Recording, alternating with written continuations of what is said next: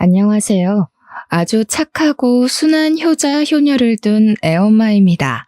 지금 이 자리에서 저는 단순히 내 새끼들 자랑이나 하고자 온 것이 아니고 예비 시모 입장으로서 글을 쓰게 되었다는 점 미리 알려드립니다.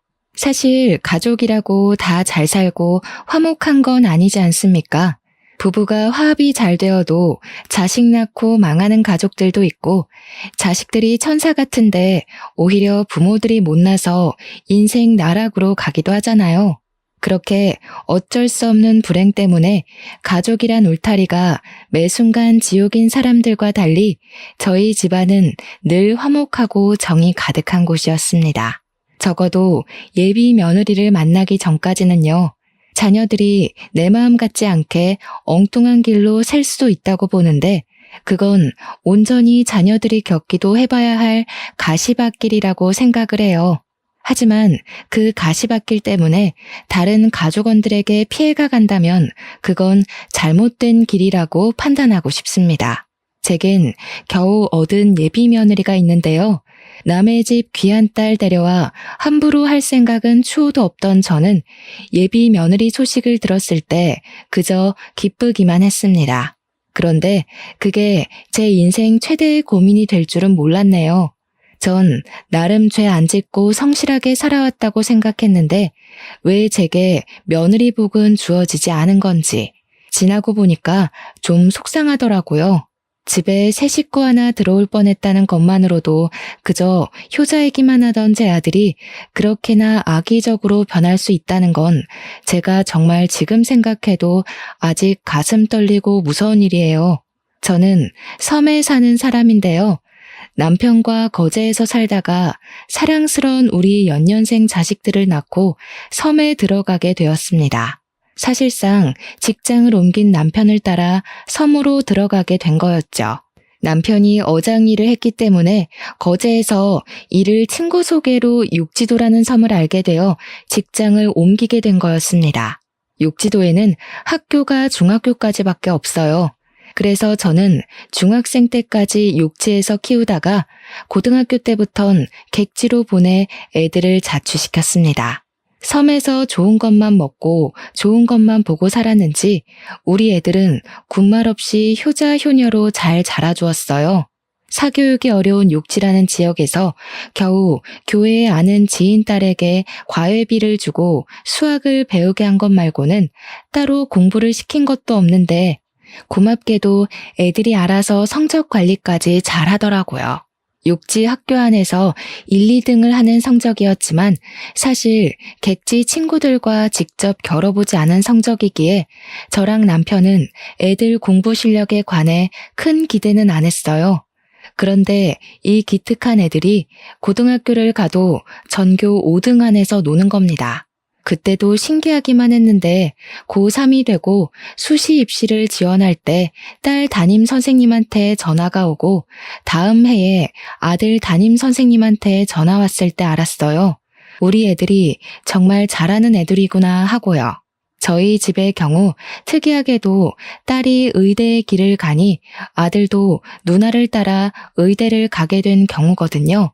저랑 남편은 우리 자식들이 둘 다 의사의 꿈을 가졌었다는 걸 지금 생각해도 놀라운 점이라고 보고 있어요. 그렇다고 저랑 남편이 강요한 건 절대 없었습니다. 둘이서 알아서 착실하게 자기 살 길을 이룬 애들이 얼마나 자랑스러운지 몰라요. 애들 덕분에 졸지에 우리는 섬에서 자식 농사 잘한 집안으로 소문이 나기도 했었답니다. 동네 사람들이 우리더러 애들이 알아서 잘 커주니 참 걱정 없겠다며 많이 부러워했는데요. 사실 자식 둔 부모들은 다 알 거라고 생각해요. 내 자식 내가 눈 감기 전까지 걱정하고 마음 졸이는 게 부모 마음이지 않겠습니까? 그러니 무려 의사 자식을 둔 제게도 자식을 향한 고민은 끊임없이 있다는 겁니다. 저희 애들이 남부럽지 않을 만큼 참 잘 커주었는데 제 마음속 딱 하나 걸리는 문제가 있었어요. 애들 둘 다 나이가 30대 중반이에요. 그런데 아무도 결혼을 안 했고 할 생각도 없어 보인다는 게 저의 유일한 걱정이었습니다. 저랑 남편은 애들이 가족 꾸려서 오순도순 살길 바라거든요. 더 이상 우리 뒷바라지는 안 해줘도 되니까 이제 그만 자식들만의 가정을 이뤄서 행복한 미래를 꿈꾸는 모습을 보고 싶은 게 작은 소망이었습니다. 그런데 어떻게 된 게 둘은 똑같이 의사를 하더니 결혼에 관심이 없는 것마저 똑같을 수가 있는지 모르겠어요. 한 녀석이라도 가정을 만든다면 마음이 좀 놓이겠건만 애들은 영 직장일 말고는 관심이 없대요. 제가 한 번씩 애들한테 결혼 얘기를 슬쩍 언급하면 둘 다 하하 웃기만 할 뿐 전혀 이성을 만날 생각이 없어 보였습니다. 제 딸은 산부인과 의사이고 아들은 소아과 의사입니다. 그 말은 즉 가정 이룬 사람들을 빈번하게 만난다는 뜻이기도 하죠. 그렇게 예쁜 아기들을 보고 사이좋은 가족들을 보면서도 애들은 돌부처 마냥 그저 남의 일이라고만 생각하더라고요. 전혀 부럽지가 않대요. 남편은 애들 알아서 자라니까 그냥 자기 인생 알아서 살게 내버려두라고 하길래 입은 다물고 있었어요. 그렇다고 해서 아예 마음이 놓이지는 않았죠. 그렇게 나이 1살, 2살 먹어가던 중이었어요. 차츰 애들 결혼에 대한 기대를 체념하고 지냈는데 얼마 뒤 제게 깜짝 놀랄 만한 소식이 들어와요. 바로 우리 아들이 결혼하고 싶은 여자가 있다고 고백을 한 것이었어요. 우리 애들이 워낙 효심이 깊어서 주말에 바쁜 시간을 쪼개 매번 섬에 들리는데 한날 저녁 식사를 하면서 예비 며느리가 있다고 말을 해줬습니다. 정말이니? 아이고, 어떤 사람이니? 우리 아들이 선택한 사람이라면 정말 착하긴 하겠구나. 너 아직 레지던트인가 그거라면서 한창 바쁠 텐데 어떻게 인연이 다 되었을까? 같은 일 하는 사람이니? 예비 며느리 소리를 듣는데 얼마나 기대가 되던지 저는 설레는 마음으로 아들에게 이런저런 질문을 했습니다. 아들은 어떤 대답도 못하고 그저 표정만 어둡게 하고 있었는데요. 이상하게도 분위기가 뭔가 말해주길 망설이는 눈치였어요. 아들이 입술을 뗄 때까지 제 속이 얼마나 타들어갔는지 모릅니다. 그리곤 조심스레 예비 며느리에 대해 말하는 아들의 발언에 저는 타들어간 심장을 움켜쥘 수밖에 없었어요. 1분 전까지만 해도 기뻐서 들떴던 제 기분은 금세 바닥을 치고 죽어버렸습니다. 그건 제 딸도 마찬가지였나 봅니다. 딸도 아들의 고백이 황당했는지 참지 못하고 먼저 소리를 빽 질렀어요. 미쳤냐? 미혼모? 야, 네가 뭐가 아쉬워서 애 딸린 여자를 만나? 세상에 많고 많은 여자들이 미혼인데 왜 하필 그런 여자를 만났어? 네가 뭐 하나 하자 했기를 한번 갔다 오기래. 심지어 나이는 또 얼마나 어려워. 그런 식으로 얘기하지 말지. 산부인과 의사라는 사람이 그러고 싶어? 쓸데없는 이유로 신우질 할 생각만 해봐. 나 그런 거 가만 안 놔둬. 아무리 누나라고 해도 내 와이프 될 사람이 먼저야. 듣자 하니 아들은 다름 아닌 애가 하나 있는 아가씨를 좋아하고 있었습니다. 아들 행동을 보면 이미 아들과 예비 며느리는 마음이 깊어진 사이처럼 보였어요. 딸의 만류에 아들이 처음 보여주는 모습으로 화를 내는데 그날 아들이 다른 사람인 줄 알았습니다. 남편은 착잡한 마음을 애써 감추면서 그저 아들의 입장을 이해하려 했지만 저랑 딸은 단번에 인정하기가 어려워서 절대 아들 결혼 허락 못한다고 주장을 했어요. 내가 분명 말했다. 그 결혼 절대 안 돼. 너 그 결혼하는 순간 인생 쪽나. 네가 의사 준비한다고 얼마나 개고생을 했냐?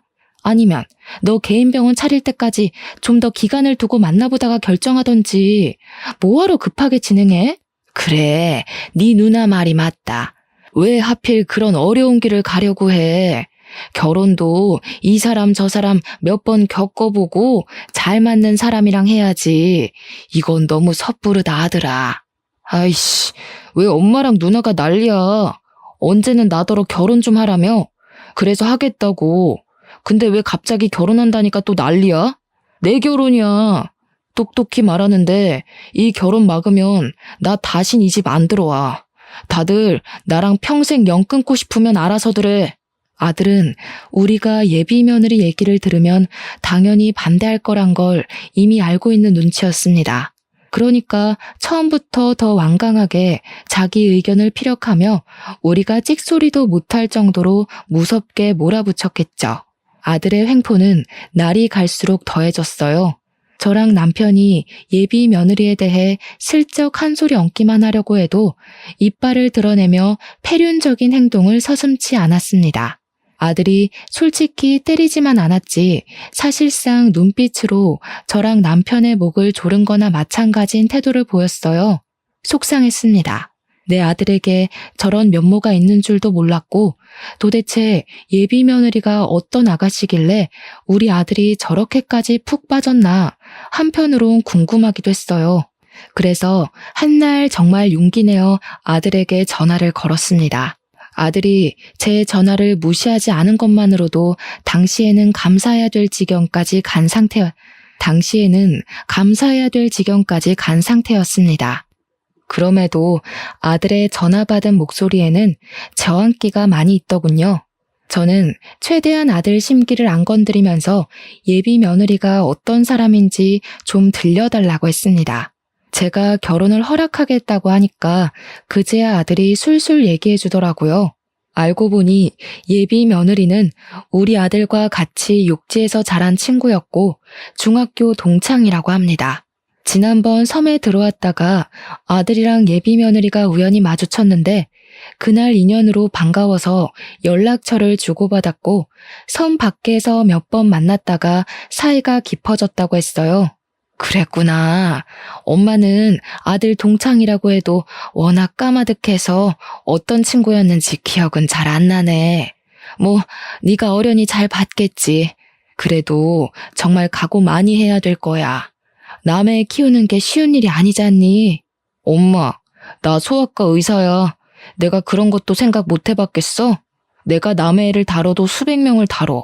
애가 아직 어려서 내 자식처럼 키울 수 있을 것 같아. 그러니까 엄마도 응원 좀 해줬으면 좋겠어. 아들의 완고한 고집에 결국 저랑 남편은 아들의 앞날을 응원하기로 결정했습니다. 자식 이기는 부모 없다는 말은 괜한 말이 아니더라고요. 자식을 정말로 많이 사랑한다면 끝내 자식에게 백기를 들 수밖에 없도록 만들어진 게 부모의 존재이지 않습니까? 우리가 결혼을 허락하는 덕에 아들은 성질을 많이 죽였어요. 처음만큼은 아니지만 저희에게 예비 며느리를 소개해 주려고까지 했습니다. 꽤 경계를 푼 것이겠죠. 아들이 제대로 날짜를 잡아서 예비 며느리를 섬집으로 데려오기로 했어요. 그러면서 저한테 부탁하는 것이 하나 있었는데 좀 당황스럽더라고요.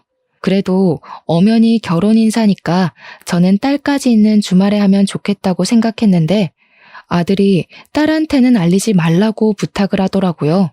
왜 그러냐고 물어봤더니 아들의 대답은 제게 생각지도 못한 충격을 안겨주었습니다.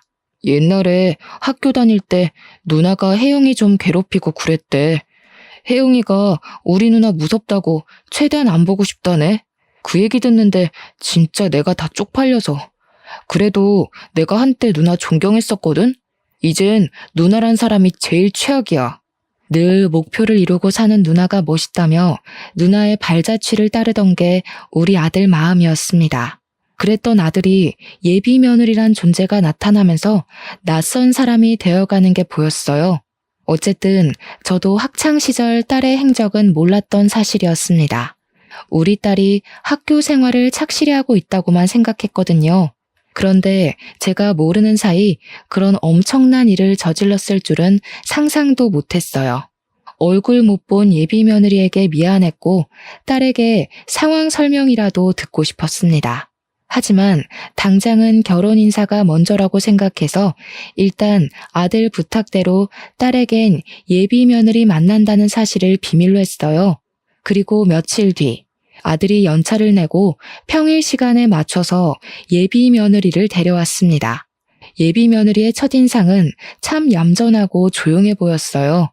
참한 것이 아니라 뭐랄까 나쁘게 말하면 좀 사람이 음침해 보인달까? 나름 어른 집에 온다고 신경 써서 머리를 묶었는데도 잔머리를 정리 안 해서 그런지 지저분해 보였고, 피부가 하얀 편인데 다크서클이 있어서 어딘가 우울하고 기운 빠져 보이는 상이었어요.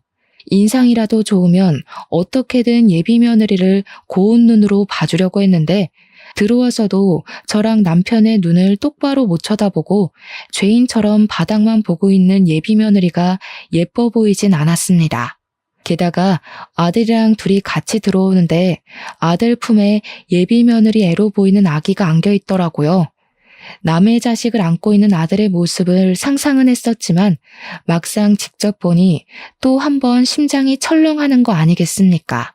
예비 며느리가 어떤 사람인지를 떠나서 고생길이 뻔히 보이는 저런 여자의 짝을 우리 아들이 자처해서 따라붙었잖아요.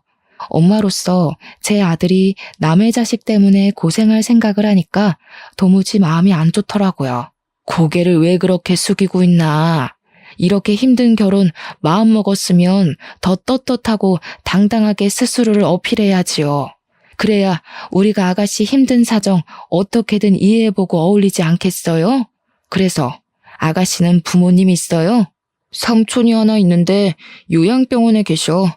너무 몰아붙이지 마. 혜영이가 이렇게 기죽을 수밖에 없는 건 어쩔 수 없는 사회적 낙인 같은 거야. 그냥 내가 옆에서 혜영이 자존감 일으킬 수 있게 도와주면 돼. 제가 보기엔 예비 며느리한테서 여자로서의 매력도 전혀 없는 것 같은데 대체 우리 아들이 뭘 보고 끔뻑 넘어갔는지 모르겠더군요. 예비 며느리는 제가 묻는 말에 대답도 안 하고 움찔거리기만 하더니 답이란 답은 우리 아들이 대신해서 예비 며느리를 대변해주고 있는데 그 꼴이 아주 황당했습니다. 남편은 이미 예비 며느리에 대한 기대를 놓은 것 같았어요. 제가 남편한테 뭐 묻고 싶은 거 있냐고 눈짓을 주면 남편은 고개만 젓더군요. 예비 며느리에게 궁금한 것도 없고 해줄 말도 없을 만큼 단념한 것이겠죠. 남편 마음이 읽히고 나니 저 또한 속상한 감정을 참지 못하겠는 겁니다.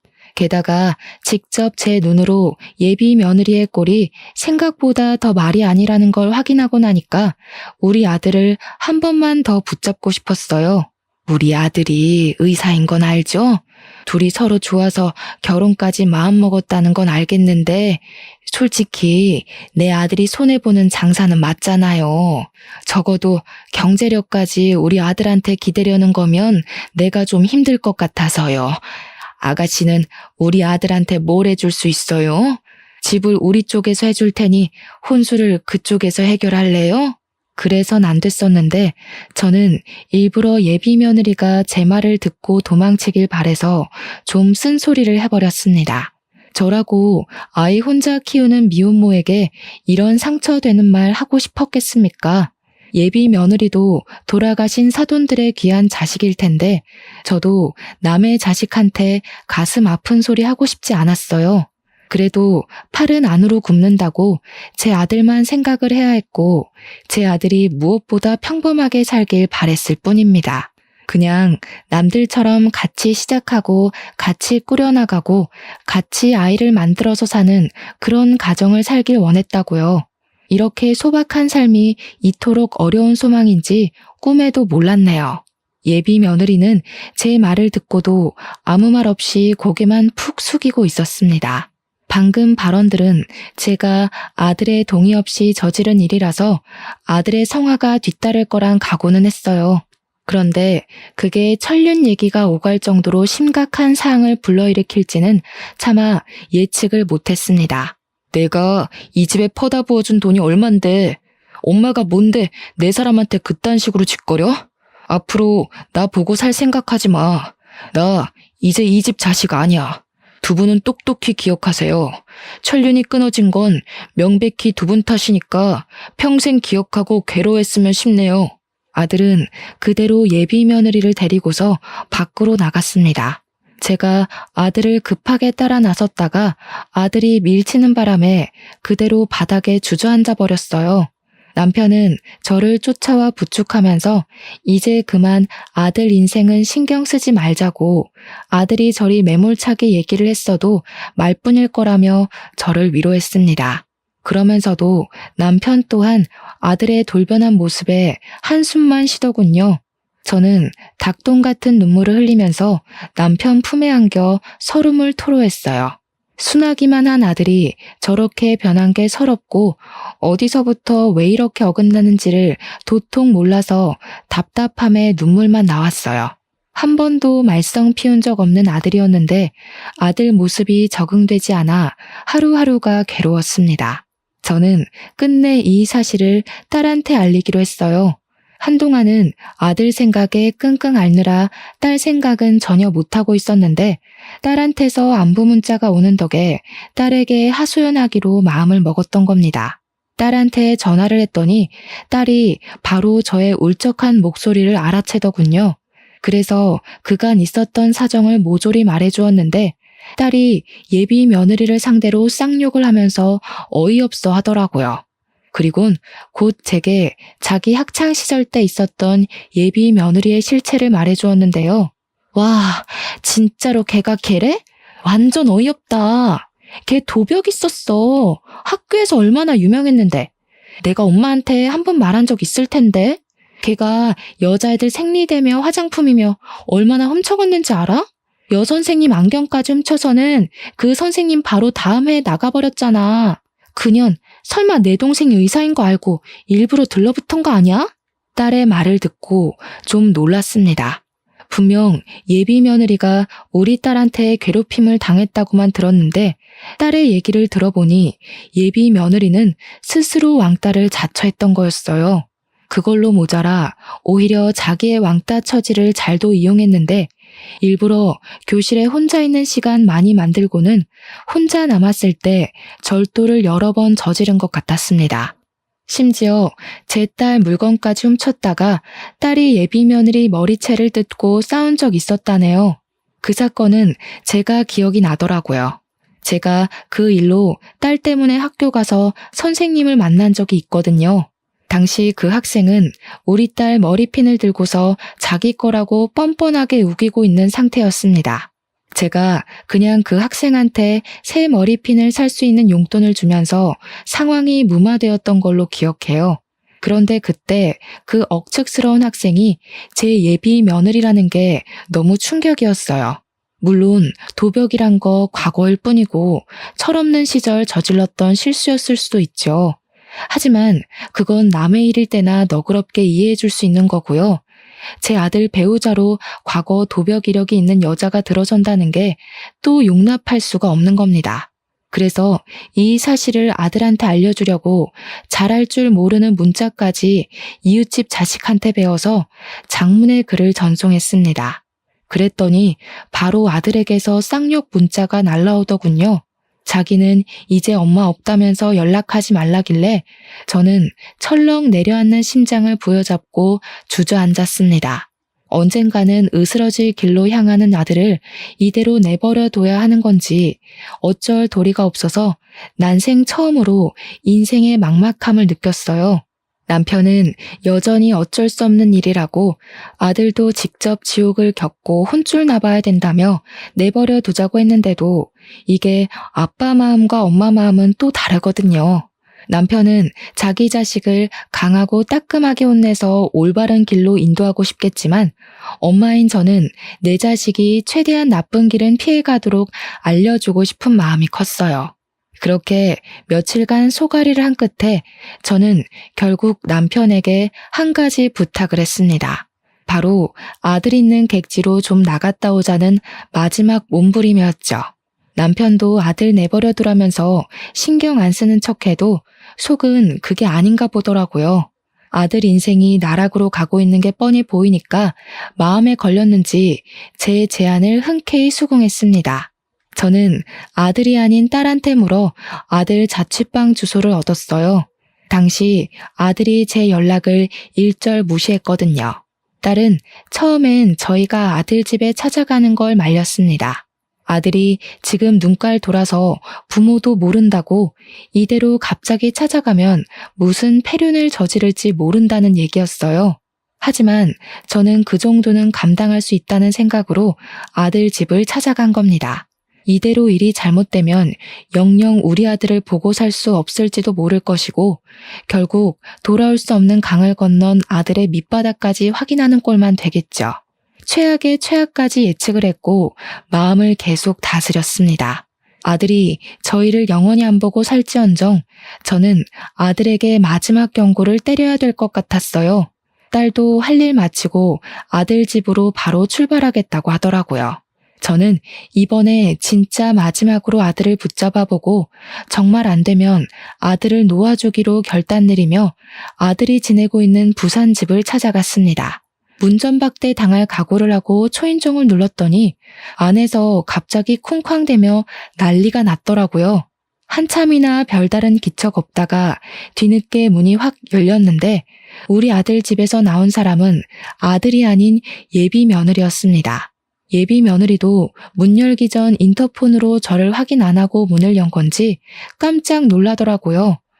놀란 건 저도 마찬가지였어요. 당연히 제 아들이 내다볼 줄 알았거든요. 어머님이 여긴 어쩐 일이세요? 오시는 거면 연락을 하셨어야죠. 오빠한테 연락하고 오신 거예요? 아닌데. 오늘 아침까지도 오빠한테서 별말 없었는데. 아들이 연락을 안 받으니 할 말이 있어도 할 수가 있어야죠. 그런데 아침이라니? 설마 둘이서 동거하는 건 아니죠? 예비 며느리는 그저 제 질문보다는 다른 곳에 신경을 두고 있는 듯 했습니다. 제 질문에 옳게 대답 못하고 동문서답하는 걸 보니 어딘가 모르게 뒤 구린 징조가 느껴졌어요.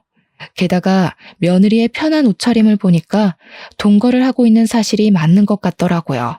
저는 예비 며느리에게 더 묻지 않고 그냥 눈으로 보는 게 나을 것 같아서 제 앞을 막아서고 있는 예비 며느리를 밀어내고 안으로 들어갔습니다. 그리고 저는 거실에서 걸음을 세울 수밖에 없었죠. 예비 며느리가 왜 그렇게 정신 딴 데 팔린 사람처럼 행동했는지 그 이유가 눈앞에 서 있었기 때문이었어요. 들어갔더니 있어야 될 우리 아들은 없고 웬 백팩을 맨 아저씨가 하나 서 있더라고요. 저랑 남편이 예비 며느리한테 누구냐고 의심의 눈초리로 물었더니 예비 며느리가 당황하면서 삼촌이라고 하는 겁니다. 삼촌은 요양병원에 계신다고 하지 않았니? 왜 주인도 없는 집에 객식구가 들어와서 주인 행세를 하고 있는 건지 모르겠네. 아들도 아는 사실이야? 그럼요. 제가 오빠 허락도 안 받고 아무나 드렸을까 봐요. 그리고 저희 삼촌 크게 몸 안 좋은 거 아니라서 외출도 가능해요. 삼촌, 이제 그만 가봐. 나는 어머님 아버님 모셔야 돼서. 예비 며느리는 성급하게 그 아저씨를 쫓아내려고 했습니다. 저희가 예비 며느리의 적극적인 태도를 그날 처음 봤거든요.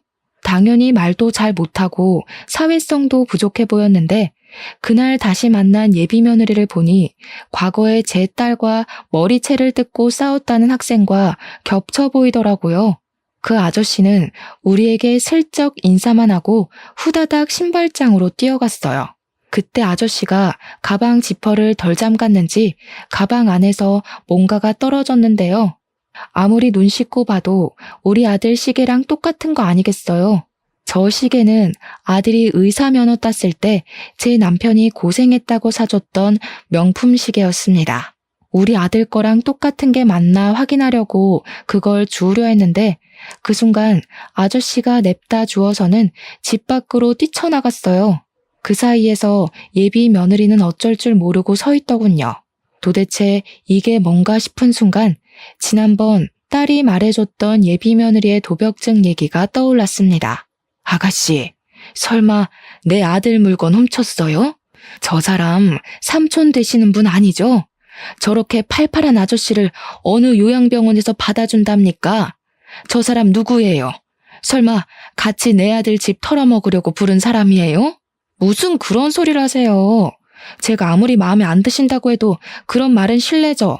제가 여기서 오빠랑 동거하고 있는 게 마음에 또 걸리시나 본데 전 그냥 오빠가 들어와서 살라고 해서 들어온 것 뿐이라고요. 탓하려면 어머님 아들을 탓하세요. 세상에나 기가 막혀서. 말도 이렇게나 잘하는데 그날 인사 와서는 왜 그렇게 지질이 궁상을 떨었는지 모르겠네. 잘 생각해요, 아가씨. 내가 마지막으로 베푸는 자비야. 여기서 똑바로 고백하는 게 좋을걸? 개망신 꼴 겪고 나서 입 털고 싶은 게 아니라면. 어머님, 진짜 너무하세요. 돈 없고 애 덜렁 있으면 이렇게 무시해도 되는 거예요? 저 이래봬도 열심히 살았어요. 그런데 사람들이 다 어머님처럼 저를 색안경 끼고 보는데 어쩌라고요. 저처럼 미혼모들은 새로운 사람 만나서 미래도 꿈꾸면 안 되는 거예요? 어머님도 어쩔 수 없는 악독 시어머니신 거냐고요. 목청 한번 크다. 나는 또 네가 말도 못하는 벙어리인 줄 알고 얼마나 속에 불이 났었는지 아니? 지금 보니까 얘가 미혼모를 아주 권리처럼 이용하네? 옛날에도 왕따 자처해서 도벽을 습관처럼 일삼았다고 들었는데 그 버릇을 이렇게 응용시켰니? 미혼모면 너처럼 시엠이 될 사람 앞에서 목소리 높이고 눈깔 부릅떠도 된다는 거냐? 어디서 쌍심지를 켜고 어른을 똑바로 노려봐. 저도 모르게 예비 며느리의 상실된 인간성을 보곤 계속 쌓여있던 스트레스가 폭발해버렸는데요. 남편이 급하게 저를 자중시켜줬지만 예비 며느리는 이때다 싶었는지 울기 시작하더라고요. 그것에 남편은 당황했고 저는 어처구니가 없어서 고개를 돌려버렸습니다. 그리곤 바로 집안을 샅샅이 뒤졌어요. 아무래도 아까 뛰쳐나갔던 아저씨 백팩이 수상했거든요. 우리 아들이랑 똑같은 시계가 나온 걸론 확신 갖기가 일러서 제 눈으로 다른 증거를 확인하려 했습니다. 그러자 예비 며느리가 언제 울었냐는 듯 바로 저를 뒤쫓아오더라고요. 제가 아들 방에 들어가려니까 제 팔을 억세게 잡아당기면서 그 앞을 막는 거 아니겠습니까? 훔친 거 아니라고요. 아까 그 시계 때문에 이래요? 그 시계가 세상에 하나밖에 없는 것도 아니잖아요. 저희 삼촌도 그런 시계 있다고요. 별 가짜는 걸로 오빠랑 저 떼어놓을 생각 마세요. 저 절대 오빠 옆에서 안 떨어질 거예요. 볼수록 가관이구나. 그래, 네가 이렇게 나와준다면 나야 고맙지. 그렇게 떳떳하고 결백하면 뭐가 두려워서 내 앞을 막고 있는 거니? 이참에 내가 네 앞에 고개 숙이고 사과하도록 만들어봐. 저는 남편에게 예비 며느리를 붙잡고 있어주길 부탁하고서 아들 방문을 열고 들어갔습니다. 겨우 두 발 내디뎠는데 저는 바로 제자리에 설 수밖에 없었습니다. 방이 아주 아수라장이 되어 있더라고요.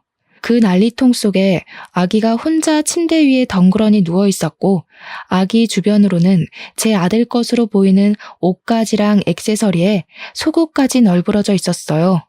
마치 다 펼쳐놓고 골라서 빼놓은 것처럼 헤집어져 있기도 했습니다. 오빠 방 정리 중이었다고요. 저 원래 방 청소 이런 식으로 해요. 그렇게 못 믿겠으면 오빠한테 전화해서 확인해보라고 하든지요. 누가 뭐랬니? 그래, 너 말 잘했다. 이참에 아들까지 불러서 삼자대면 하자꾸나. 수상한 게 한둘이 아닌데 내가 네 말을 어떻게 믿겠어? 저는 바로 아들한테 문자로 호출을 했습니다. 평소 제 문자도 씹던 아들은 그 연락만큼은 무시를 못하겠는지 급하게 반차를 내고 집에 도착했어요. 아들이 엉망으로 되어 있는 집안 꼬락서니를 보고는 제가 예비 며느리한테 해코지라도 한 줄 알더라고요. 아들을 불러낸 건 저였는데 정작 아들은 저한테 화나서 소리를 냅다 질렀습니다. 누가 당신 아들이야? 내가 더 이상 당신 아들 아니라고 했지? 혜영이 없으면 내 인생도 없는 거라고. 대체 몇 번을 말해줘야 알아쳐먹을 거야? 이 집 당신들이 해준 거라서 생식이라도 내고 싶었어? 어차피 명의가 내 거라서 내 집이라고 우기면 그만이야. 당장 내 집에서 나가. 아들이 미친 사람처럼 저한테 달려들어 목청을 높였는데 눈가에 불끈 힘이 들어간 아들의 눈빛에 저는 그만 겁을 먹고 말았습니다. 심장이 강하게 조여오면서 숨을 쉬는 게 어려워졌죠. 그러자 남편이 나섰는데 남편은 생전 자식들한테 손찌검은 안 하는 사람이거든요. 그런데 그날 처음으로 아들 뺨을 날렸어요. 한 대로 부족해 2대까지 날린 후 마지막엔 아들의 가슴팍을 강하게 밀쳐 중심을 넘겨뜨렸습니다. 이 머저리 같은 놈, 내가 너를 이따위로밖에 못 키운 게 죄지. 어디다 대고 엄마한테 큰 소리야? 그렇게 여자가 좋으면 이 집 갖고 영영 사라져버려. 내가 너 당장 호적에서 파버릴 거야. 이 불효 새끼 같으니라고. 아들도 평생 부모한테 맞은 적이 없었다 보니 자기 아빠한테 맞은 게 나름 충격이었나 봅니다. 그리고 제 남편은 웬만해서 애들 삶에 크게 간섭질하는 부모가 아니었거든요. 어떻게든 애들 선택을 존중해 주려고 한없이 이해를 하는 사람이란 말이죠. 그런 아빠가 자기에게 손을 올렸으니 아들 되는 입장에서 얼마나 놀랐겠습니까? 저도 놀랐는걸요. 근데 우리가 아들 눈이 돌아도 단단히 돌아 있었던 걸 몰랐어요. 남편의 손찌검이 아들의 반항기를 더 끌어올린 셈만 돼버렸습니다. 벌떡 일어난 아들이 남편에게 무섭게 돌진해서 남편의 멱살을 잡았는데요. 한 대 칠 기세로 주먹까지 올리길래 제가 급하게 아들 팔을 붙잡으며 말렸습니다.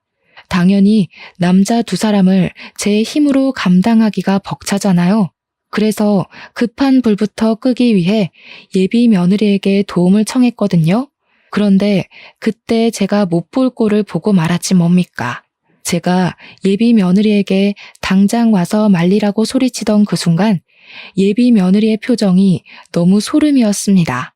그년 얼굴에서 이미 내 아들은 자기한테 눈이 멀었으니 부모님 같은 거 안중에 없다는 확신을 담고 있는 모습이었어요.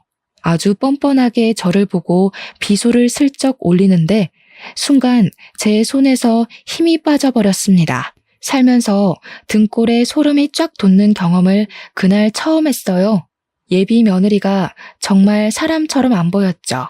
그리곤 그 두려운 마음이 곧 아들에 대한 원망으로 바뀌게 되더라고요.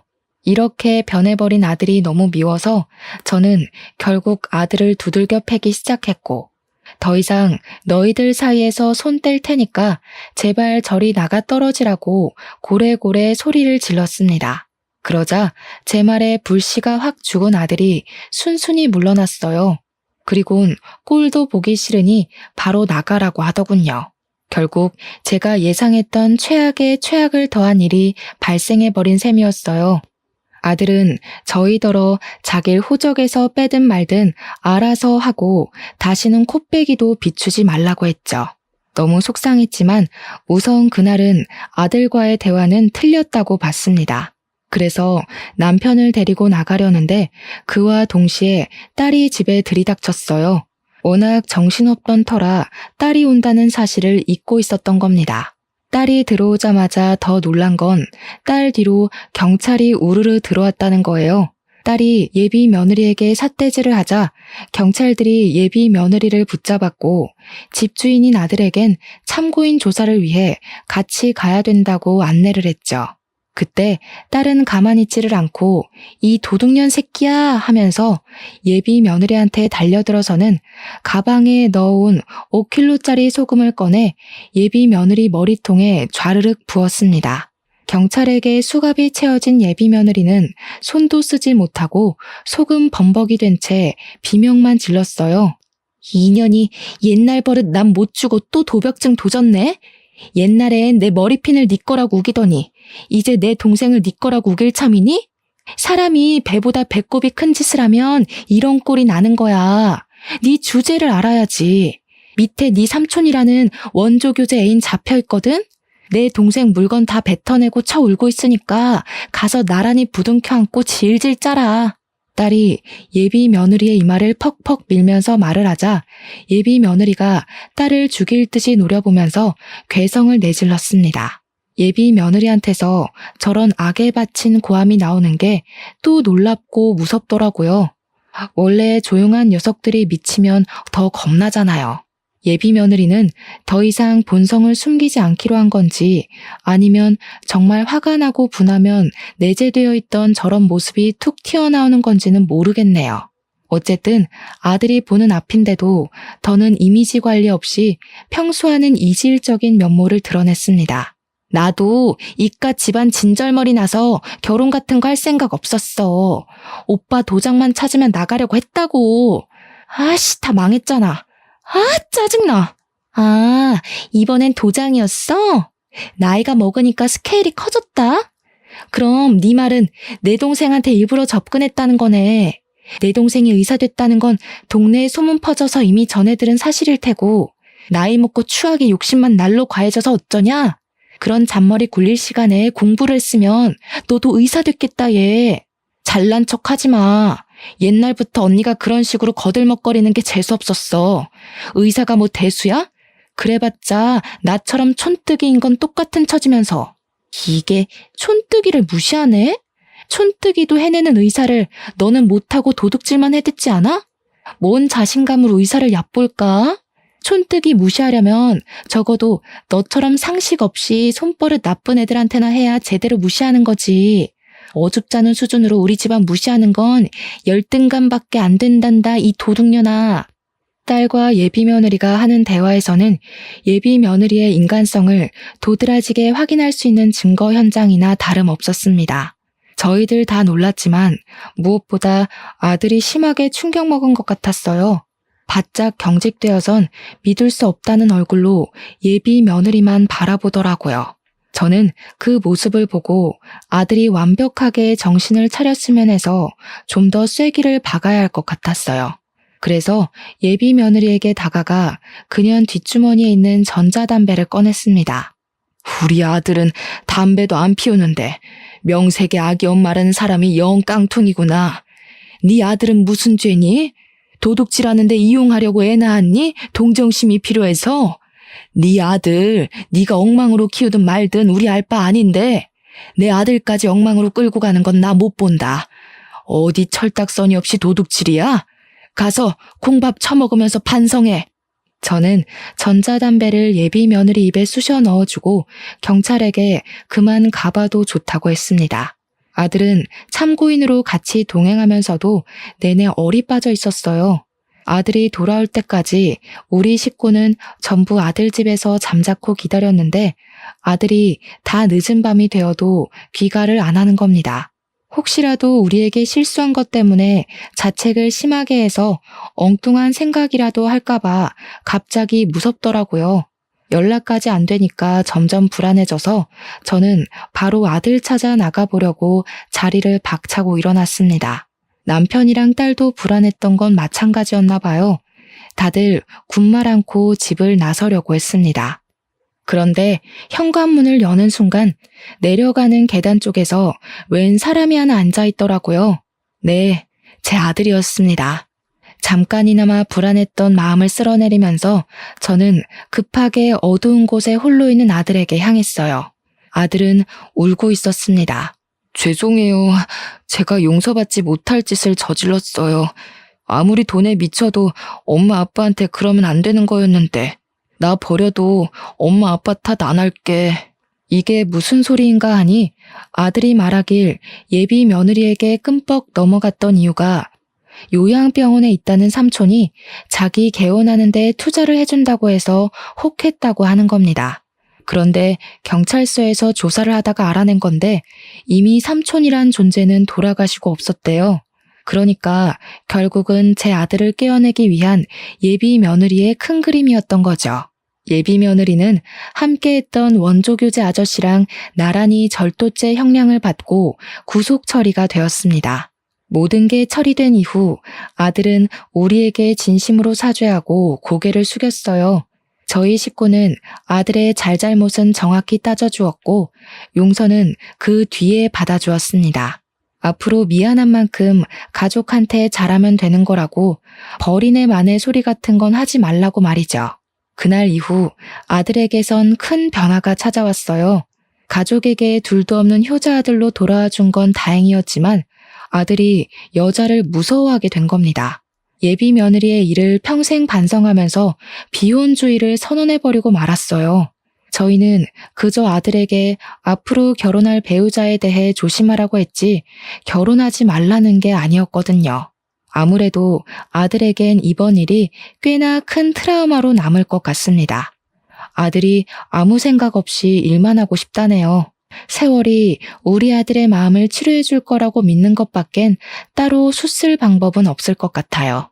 정말 별난 예비 며느리 한번 겪고 나니까 괜히 저도 애들한테 결혼을 부추긴 행동을 조금 자중하게 되었어요. 사실 결혼이 인생의 전부가 아닌데 제가 너무 결혼에 큰 의의를 두고 있었던 듯 싶습니다. 결혼은 해도 되고 말면 말고의 풍습뿐이잖아요. 앞으로는 우리 가족끼리 있을 수 있는 이 귀한 시간에 감사하면서 하루하루를 의미 있게 보내려 합니다. 제가 바라는 건 자녀들이 저의 곁을 결혼해서 떠나는 게 아니라 저의 곁에서 즐거운 웃음 많이 보여주며 시간을 보내는 것이란 걸 이제야 깨달았네요. 새 식구도 좋지만 다들 저와 다르게